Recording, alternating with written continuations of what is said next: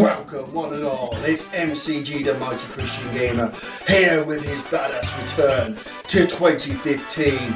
Yes, I haven't been around for about half a year, but let's just say personal issues came up with myself and my mental state. So I wasn't really in the mood to make videos, but I am ready to make videos again. So let's make my first video 2015 with a top 10 of my games in 2014. Yeah, I'm starting this year what we were talking about last year.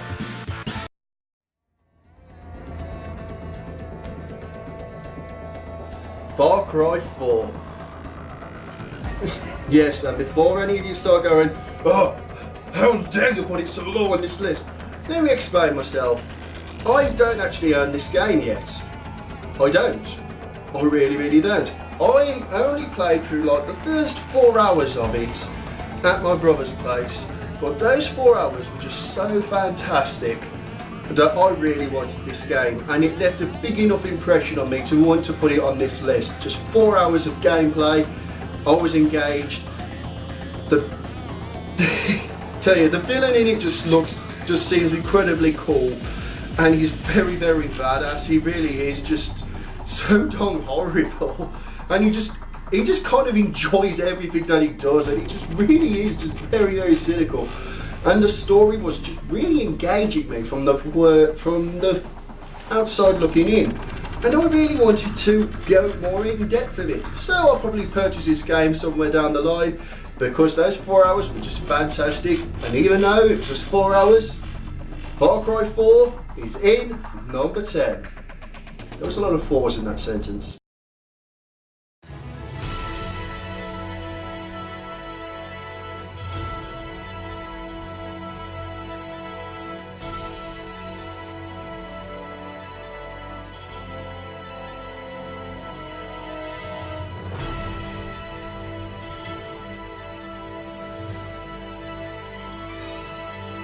EDF 2025. Seriously, this game is just so over the top.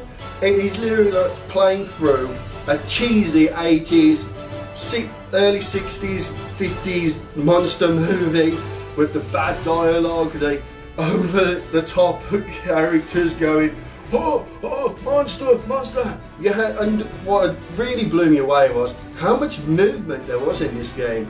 There were sprites and things just running all over the place, and the game never dipped in frame rate ever. And it ran so darn smoothly, I just couldn't believe it. And it was just what a perfect sequel should be. An improvement in graphics, more options in gameplay, because they gave you like 5 character classes in it, which all were pretty good. I mean, I really liked the big bulk guy. I can't really remember his name. What are you gonna do? But I tell you, EDF 2025, really good game, deserves way more attention. Go and get it, it's cheap as chips, it really is. So, why not? You're going to get a fun game for like a tenner, or whatever it is in America, I'm not sure.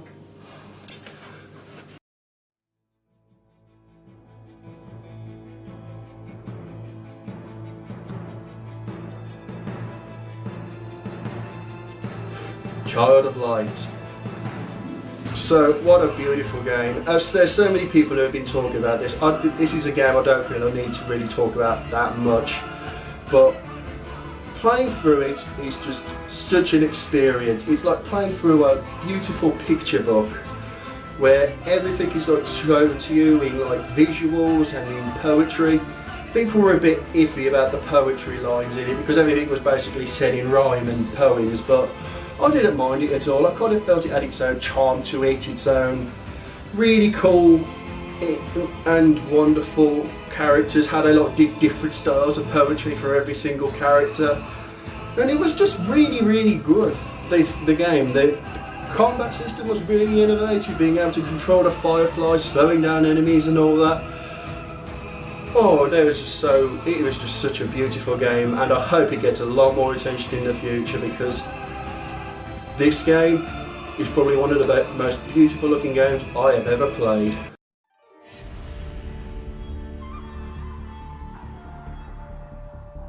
A Shadow Warrior! Yeah, Shadow Warrior. Yes, I know it was released in 2013, but it got re-released for the PS4 and Xbox One in 2014, so that's why I'm kind of counted it, even though I played the Steam version, and that came out in 2013. Very confused yet? Whatever. This game, I feel, was exactly something that first-person shooters need.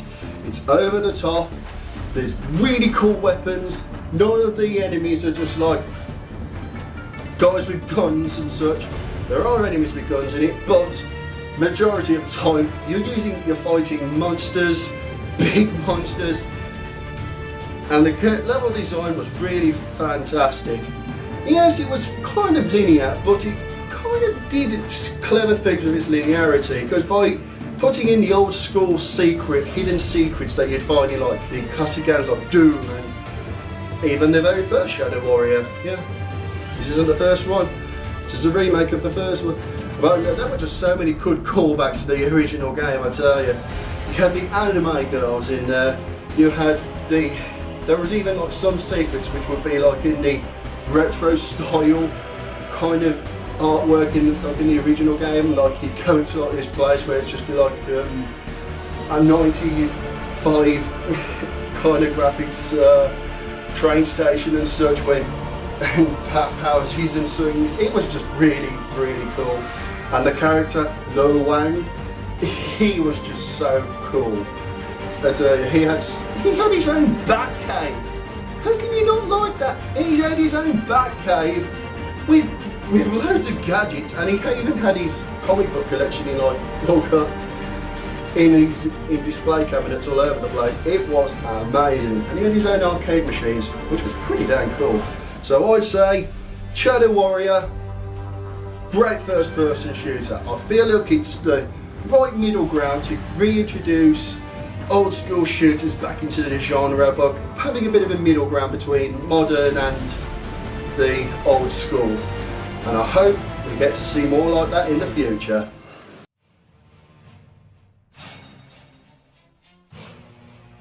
South Park, Stick of Truth. I am a huge South Park fan. I love South Park. It's gotten me through some very, very trying times. I think it's a very funny series, hilarious. I love the characters, and this game is like playing through a very big episode of South Park. The only gripe I have with it is that it's short, but everything else about it is just so fantastic. The art style, so that everything looks like a South Park episode. The way it plays, the way all the character classes have their own abilities, which are kind of amusing to use. The humour in it, if you like South Park, is wonderful. It's hilarious, it's very funny, it ticks all the boxes. The only gripe, as I say, is that it's short. And I just really want, if you are a South Park fan, you owe it to yourself to play it. And if you're a fan of good old school JRPGs, and once again done by a Western developer of all things, this is the game for you. You'll love it.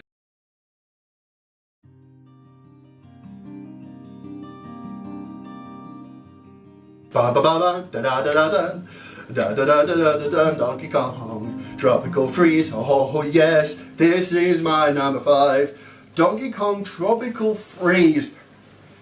This game is just beautiful, and again, just like Child of Light, I know I say beautiful a lot, but this game is just such a joy to play through.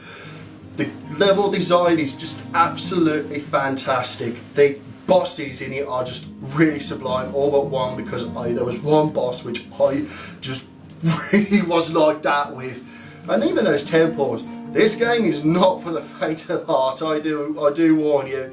It's difficult, but in the right way. It never felt like it was being unfair, except for that one boss fight. This is why I hate sushi. You'll understand it if you get to play this game, because seriously, this is a game worth buying a Wii U for. And believe me, everything about it is just sublime. You'll love it. It's probably one of my favourite 2D platformers. RPGs, what was that about? 2D platformers I've ever played. Seriously, it deserves it. It's in my top 5. Super Smash Bros. Do I need to say anything? It was all over the place last year. Buy it! Just buy it already! Get it yourself! It's an amazing game! You know it's amazing! Buy the Wii U! Get the game! Buy the Wii U! Get the game! Buy the Wii U! Get the game! Buy the Wii U! Get the game!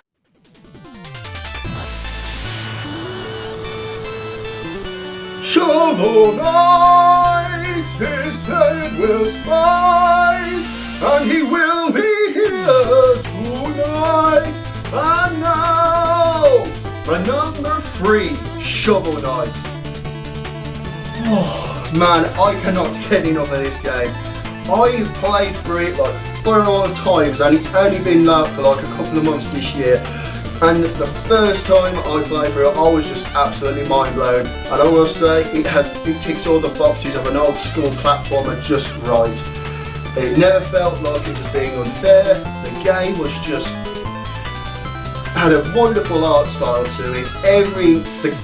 The gameplay was flawless. The character design was flawless. The enemy placements and design, once again, is flawless. The bosses, seriously, bosses for me are a huge thing. If you have awesome bosses, I'm gonna love your game. End of story. And this game did not undeliver with its wonderful mix of Mega Man, DuckTales, Super Mario Bros. 3, and even Link's Adventure, Zelda 2. That game gets a lot of hate. I know people are like that, but I kinda like it. Seriously, this game is just a joy. Everyone's been talking about it. It's worth purchasing. It's on Steam, it's on Wii U. Well, here it's coming to PS4 and Xbox, but at some point, you will not regret buying this game. It is just a joy to play.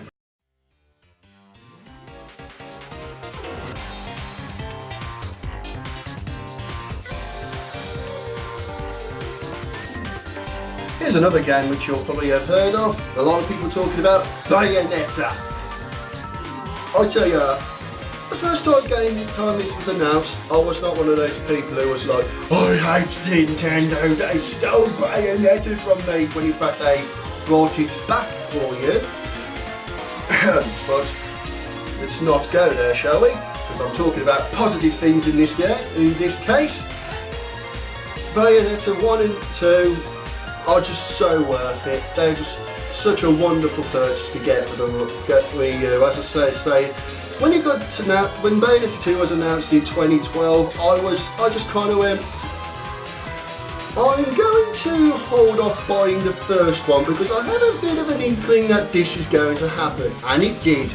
Nintendo did it right. They brought this game back in such a wonderful way, and the sequel just does everything right. I cannot really find much fault with it, except for the slightly disappointing final boss, but I won't really say much there. Let's just say, when you compare it to the final boss of the first one, meh. But the rest of it was just such a vast improvement. Both of these games are just such a delight to play. Everything about it is flawless. I love Bayonetta, and it was just a joy to play.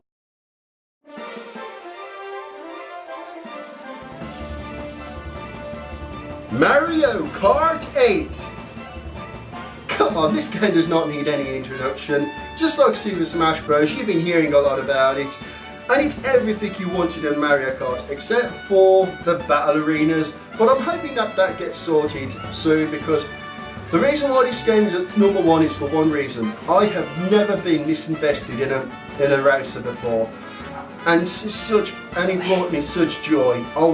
I've been playing it all year, and every time, and when it started to feel a bit old, they brought out the wonderful DLC package, and the DLC was just phenomenal, with 8 new tracks, 3 new characters, and there's even more coming out in May this year, and now what a joy it was. This game is just a wonder to play. I play it online all the time. I love the character design. I love how all the wonderful tracks that are in it. None of them really have put me off. Even though there are some that I find frustrating, there aren't any that I outright hate, because they're just so well designed. This is probably the best racer I've ever played. And I will say, that's why it's my number 1. I just love it so much. Yeah, that was my games for 2014. Will 2015 be better? I hope so, because Xenoblade Chronicles X is coming out, Yoshi's Woolly World, and for the PS4 and the Xbox One.